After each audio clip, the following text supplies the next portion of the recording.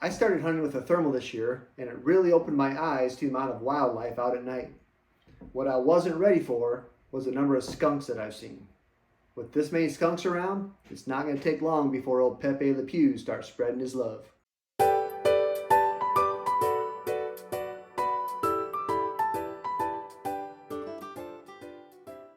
Let me share with you a proven recipe for getting rid of skunk smell. Along the way, I'm going to give you different tips that I have learned the hard way, which hopefully will keep you from doing the same. This recipe was copied from an article in the Nebraska Game and Parks many years ago. I kept the recipe, but unfortunately, I have no way of giving credit to the author. Here are the ingredients you're going to need for the recipe. You need a spray bottle, 1 quart of 3% hydrogen peroxide, 1/4 cup of baking soda, 1 teaspoon of Dawn dish soap, and a popsicle stick or a stirring rod. You'll see why you need that in just a second. What I like to do is I keep everything in a baggie that I keep in a tote in my truck during hunting season. That way all my ingredients are in one spot and I don't have to go look for them. If you ever get sprayed by a skunk, you don't want to have to go look for these ingredients. Have them in one spot. Tip number 1, keep these ingredients separated until you need them. Unopened, they have a pretty long shelf life. But once you open them, that shelf life decreases pretty fast. One thing that I like to do is I put dates on the bottles of when I buy them. Most of the time I buy these right before pheasant season starts, so late September, early October.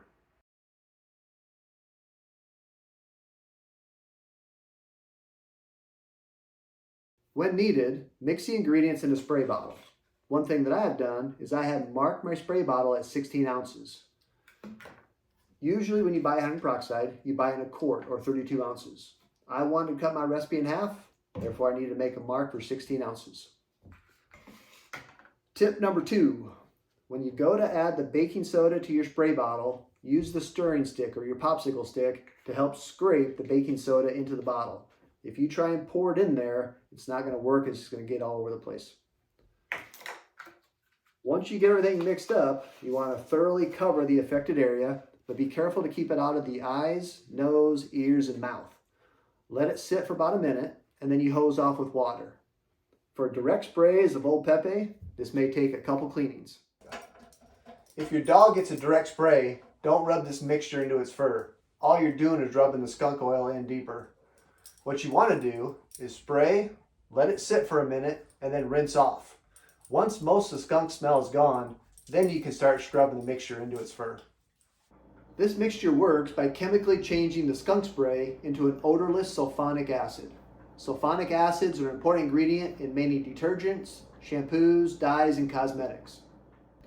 Although sulfonic acids are relatively harmless, they can cause skin irritations and rashes, so these should not be left on the skin for very long. As with all homemade concoctions, try on a small area first to see if any of these negative side effects occur. Last tip, and probably the most important tip, whether you use this recipe or a different one, keep the ingredients handy. Like I said, I store this bag in a tote that I keep in my truck. It's simply risk versus reward.